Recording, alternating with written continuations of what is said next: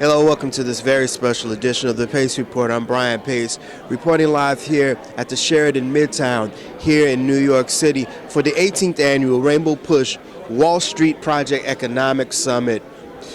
Reverend Jesse Jackson has been on the front lines, both on the civil rights as well as fighting for minority diversity in corporate America. And the Wall Street Project Economic Summit this year tackles a lot of issues from the investment side as well as the education side to making people understand the importance of why African Americans and people of color should be part of the corporate diaspora.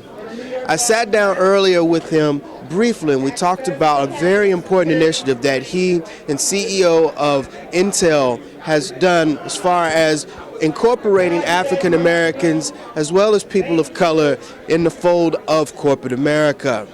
So sit back, relax, and enjoy highlights of Reverend Jesse Jackson's speech as well as my conversation at the 18th annual Rainbow Push Coalition's Wall Street Project Economic Summit here on the Pace Report, live here at the Sheraton Midtown here in New York City.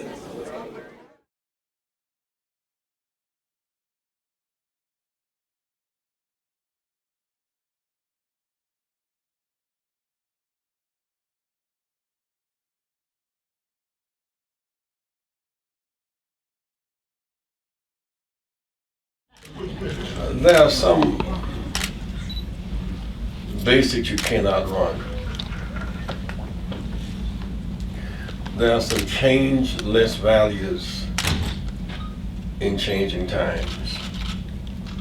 One of my life goals is never to have the tragedy of looking at one of my children's faces lying down, can't move. Those of us, my children know more than I do because they have better education opportunities. And those of us who are blessed to have some platform must have some strength to prepare the next generation. Someone said that old men should plant trees under whose shade they will never sit. What am I saying? This is a generation that must begin to teach our children the science of capital.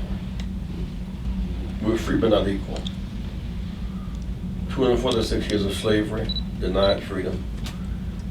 13th Amendment got free, but not equal, to make up for the 246 years. This year, 150 years ago, we got out of slavery. Another 100 years of Jim Crow. Finally ended Jim Crow, but not equal. Then the right to vote. We can vote, but we don't vote on the economy. We vote on who's going to be in charge of the economy we don't have. So here we are now talking about access to capital, industry, and technology. We just did an interview with Steve Ballmer, who owns the LA Clippers.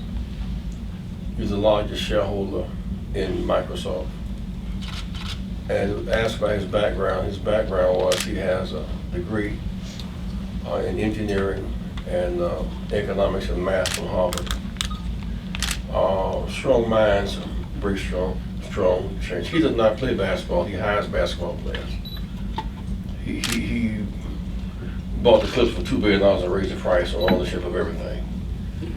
I'm trying to say something, that the next generation of our youth must master the science of capital. I want all of our youth in the first grade to learn to play the stock market game.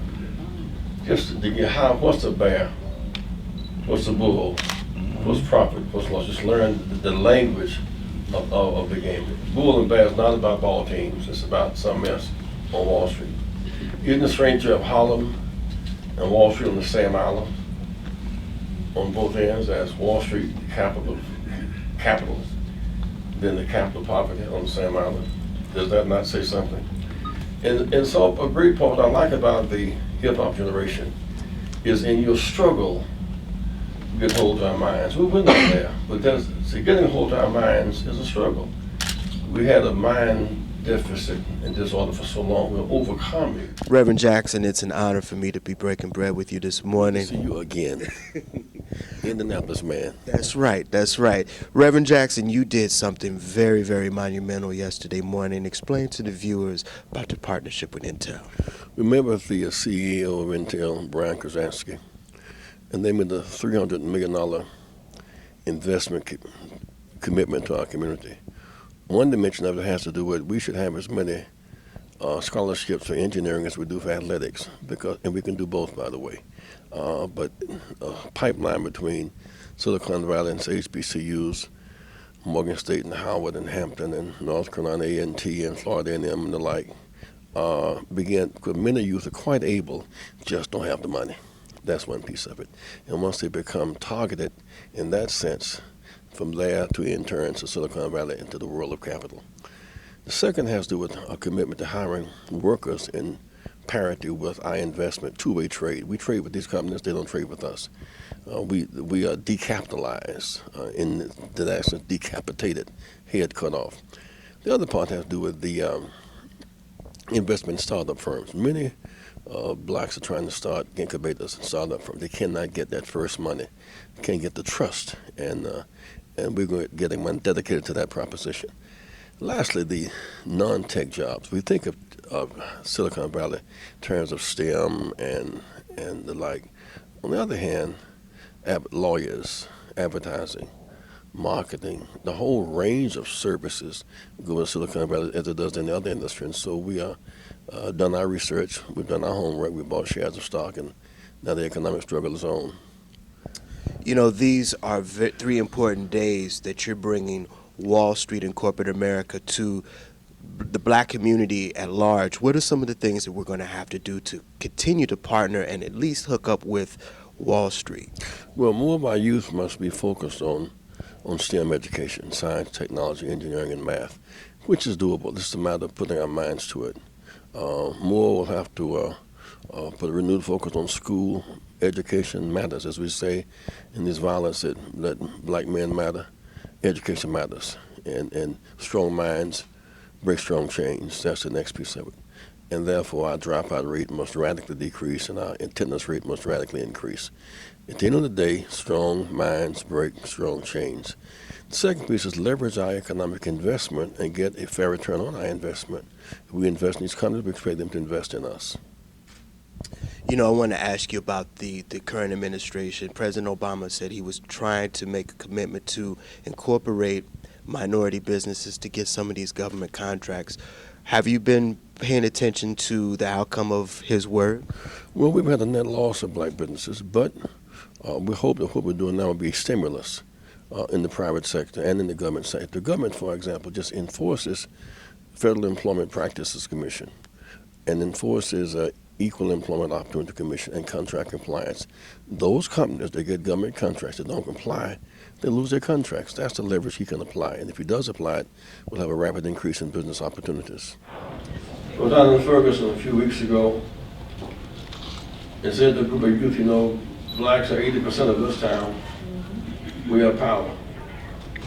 When we lost the election, we voted around 6%, but we dropped our power. So now that we know what the jury is going to meet, I want you to register and vote. And so the kids scream, yeah. So one kid said, man, the hell with voting. So we're going to get on down that. We passed voting.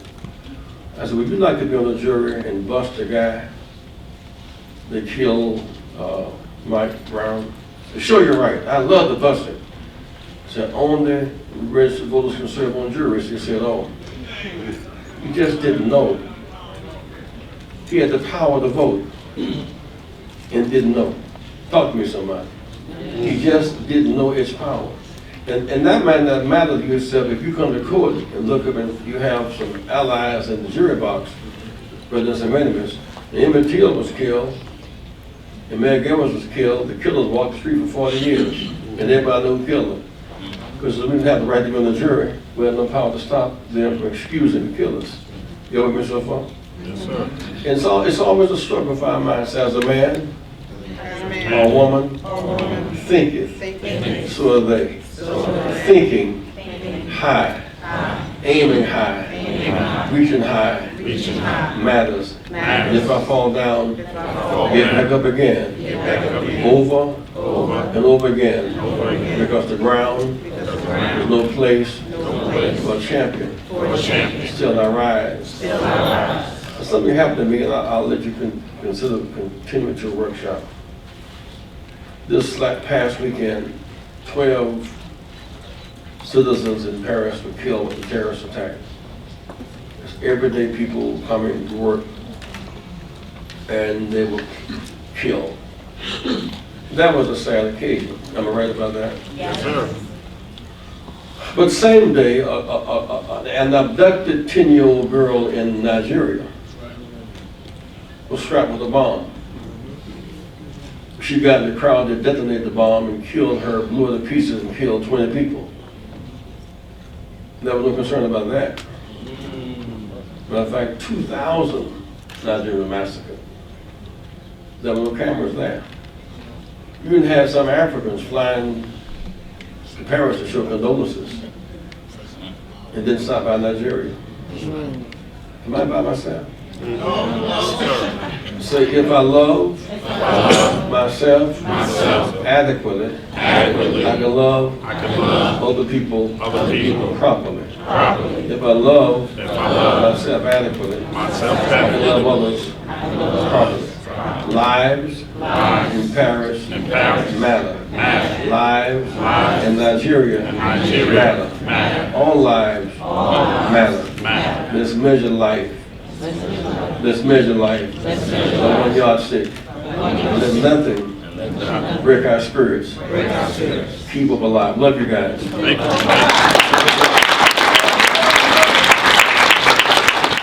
I want to ask you, changing subjects, about the recent shootings and things of that nature within the civil rights community and these protests. What is your take on some of the things right now that the black community needs to do as far as knowing their rights? Because you were one of the key men that were part of the civil rights movement that were teaching African Americans how to deal with due process and things like Miranda rights, people knowing their rights. Well, be vigilant, and when we are attacked, be able to respond in a broad base. On the other hand, there's some sense of a need for many to comply on the front side and sue on the back side. When these police come at you with their guns drawn, it's not the time to engage in boastful conversation. They have all the odds in their favor. The only they have the guns are also more believable by other police and by the press. So part of it is that. But the other thing is that when somebody shoots an unarmed person, that's murder, and the juries must convict them, and so that becomes a deterrence. That's what I wanted to bring in when we're closing on this. It seems like the legal system really has been closing a blind eye to some of these people who are trying to fight for justice. Well, the good news is we are fighting back. I was just very concerned about what happened this week in Paris. 12 people were killed. The same day in Nigeria, a young girl was pocketed a vest with a bomb. They pushed a button, and that little girl was killed. She was one of the abducted children, and 20 people was killed. The press ignored it.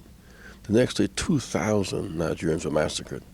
So you had 2,000 massacred in Nigeria and 12 killed in France. The whole world goes to France and ignores Nigeria. But even Nigerians did not protest vigorous enough for other Nigerians. We must raise the standard of humanity for all people and abide by that standard. That'll do it again for this very special edition of the Pace Report, reporting live here at the Sheraton here in New York City for the 18th Annual Rainbow Push Coalition Wall Street Project Economic Summit. I'd like to personally congratulate and thank the Reverend Jesse Jackson for his time, the staff and management at Rainbow Push, as well as the staff and management here at the Sheraton for the warm hospitality. As always, please visit my website, www.thepacereport.com, for my weekly column as well as my past segments. Until next time, God bless.